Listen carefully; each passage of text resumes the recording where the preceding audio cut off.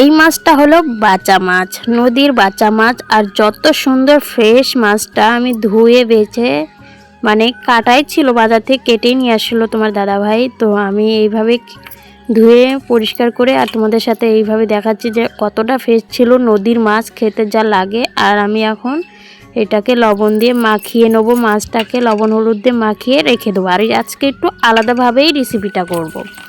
তো কিভাবে করব, যখন আমরা বেশি গরম হয় তখন আমাদের শুকনো খাবারটা খুবই কম খেতে হয়, একটু জল জল টাইপের খাবারটা বেশি খেতে হয়, তোমরা সবাই জানো। তো কড়াই বসিয়ে দিলাম, দেওয়ার পর তেলটা, সর্ষের তেলটা দেওয়ার পর তারপরে আমি মাছটাকে ভয়ে আমি এদিক ওদিক চলে যাচ্ছি, কারণ এই মাছটা খুবই ফুটে। তো আমি প্রথম ছাড়াটা আমি দিতে পারিনি, ফুটছিল, তো আমি এদিকে সরে গেছিলাম ফোনটা নিয়ে। তো যাই হোক, ওটা আসেনি। তো মাছটাকে আমি ধিমা আছেই ভাজছি, কারণ জোরে দিলে ফুটাফুটি করছিল। তো তারপর পাল্টেও নিলাম, ওটারও ভিডিও করতে পারিনি ঠিক মতন। যে পরিমাণে ভাবলাম যে আজকে আমি মাছ ভাজার ভিডিওটা আমি করতেই পারবো না, তাও যতটুকু করতে পেরেছি তোমাদের আশীর্বাদে ততটুকুই তুলে ধরেলাম। তো একটা ভাজা হয়ে গেছে, আর 3টা ভাজা হয়নি, এখন মাত্র এই 3টা ছাড়বো। দেখো কি ভয়ে ভয়ে, আর ক্যামেরাটা অনেক দূরে দূরে ছিল, আর আমি কি বলবো, এটাকে জুম করে করে কাছে দেখাচ্ছি। তো যাই হোক, তো এই 3টা মাছও এখন সেমভাবে ভেজে উঠিয়ে নেবো এখন। তো মাছ ভাজা কমপ্লিট হয়ে গেল, আর আমি এটাকে ঝোল রান্না করব, মাছের ঝোল, লঙ্কা আর জিরে বাটা, আর তার মধ্যে আলু। এই মাছের ঝোলের মধ্যে দেবো আলু, তার মধ্যে আমি এই পুরনে দিয়ে দেবো রাঁধুনি আর জিরে।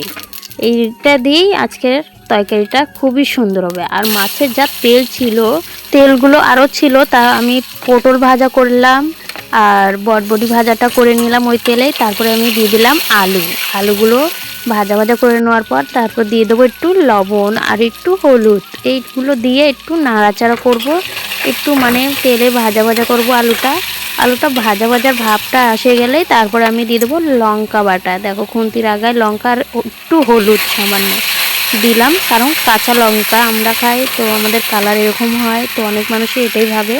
তো আমি একটু এখন কষানোর জন্য সামান্য জল দিয়ে কষিয়ে নেব আলুটাকে, একটু নরম নরম ভাবটা আসবে যখন, তারপরে এইভাবে কিছুক্ষণ আমি কষিয়ে নেব। তেল তেল ভাবটা যখন চলে আসবে, জলটা শুকিয়ে তেল তেল ভাবটা আসবে, তখনই আমি একটু নাড়াচাড়া করে তারপরে দিয়ে দেবো এর মধ্যে আবারও জল।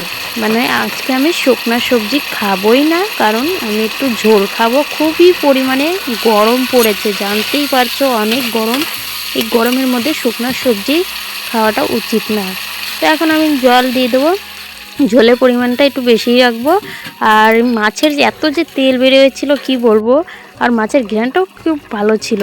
আমি একটু জিরে বাটা দিয়ে দিলাম, দেওয়ার পর বলক উঠবে, এই বলক ওঠার পর তারপর আমি দিয়ে দেবো এক এক করে সম্পূর্ণ মাছ ভাজাটা আমি কড়া করে ভেজেছি, কারণ এটা কড়া করে ভাজাটাই ভালো হয়, কারণ ঝোলের মধ্যে যে এটা বোয়াল মাছের মতন নরম হয়ে যায়। তো আমি এক এক করে মাছগুলো দেওয়ার পর এইভাবেই ঝোলটা ফুটতে থাকবে। মাছগুলো দেওয়া কমপ্লিট হয়ে গেলে তারপরে আমি খুন্তির সাহায্যে সব মাছগুলো একটু ভেসে আছে উপর দিকে, কারণ ঝোলটা অল্পই আছে, তোমাদেরকে মনে হচ্ছে যে বেশি, আর অল্পই আছে। খুন্তির সাহায্যে আমি মাছগুলো একটু ঢেকে দেবো। আর তারপরে দেখো আমি টকবক করছে, তারপরে আমি এই মাছটাকে এখন একটু এদিক এদিক করছি। ঝোল আমি এরকমই রাখবো। আর এই দেখো আমার কমপ্লিট হয়ে গেল রান্না। আর আজকের রেসিপিটা এরকমই হলো। যা পরিমাণে গরম পড়েছে তার থেকে রেসিপিটা এর থেকে বেস্ট কোথাও নেই। তো ভাজাগুলা দেখিয়ে দিলাম, পটল ভাজা, বটবটি ভাজা, আর মাছের ঝোলের কালারটা দেখো, যা চুমু চুমু লাগছে, আর আমি প্রেমে পড়ে গেছি আমার রান্নাতে। আর খেতেও যা টেস্ট হয়েছিল কি বলবো, আমি ঝাঁকাচ্ছি দেখো তেলগুলো কি ভাসছে। মাছের এত তেল ছিল, নদীর মাছ, আর যা পরিমাণে টেস্ট হয়েছিল খেতে কি বলবো, চুমু চুমু। আমার রান্নাতে আমি চুমু প্রেমে পড়ে যাই, কি বলবো তোমাদেরকে শেয়ার করে আর পারি না।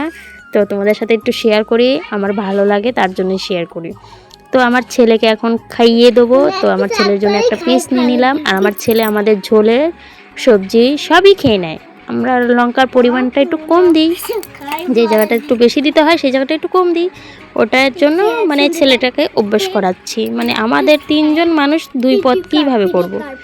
ওর জন্য আলাদা 2 পিস করব, আমার জন্য 2 পিস করব, এটা ভালো দেখায় না। তো ওকে খাইয়ে দেবো এখন। এই দেখো মাছটা যে পরিমাণে সুন্দর, আমার ছেলে একটু হাসি ঠাট্টা করছিল, বন্ধুকে ডেকে নিয়ে আসছিল পিছনে, তো তোমরা দেখতে পারবে না, আমি কেটে দিয়েছি। ওই দেখো চেয়ারের ওই সাইডে বসে আছে। তো যাই হোক খাচ্ছে, তো বাবাকে কিছু কথা বলছিল, তো সেগুলো কথাও তোমরা শুনতে পারবে। তো আমার ছেলে আগে বলে হ্যাঁ মা ভালো হয়েছে।